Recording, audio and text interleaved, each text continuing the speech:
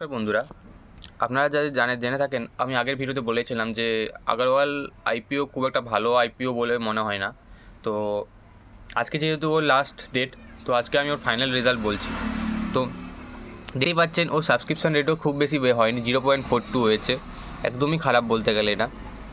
আর আমি এর জিএমপি যেটা ফলো করছিলাম বহুদিন ধরে, প্রথমে 5%, 7% দেখাচ্ছিলো, দেন ওখান থেকে ঘেটে এসে 1% দেখালো। আগামীকাল আমি রাত্রেবেলা যেটা চেক করলাম, ওটাতে এখন দেখালো জিএমপি 0.4% কি 0.5%।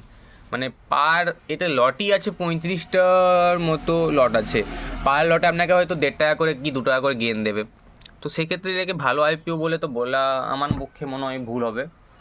এবারে আপনারা আপনাদের মতামত নিজেদের মতে কিনবেন বেচবেন, যেটা ইচ্ছা আপনাদের সেটাই করবেন, বা আপনার যদি কোনো বাই সেলের রেকমেন্ডেশনকে কনসালটেড থাকে তার সাথে কনসাল্ট করবেন।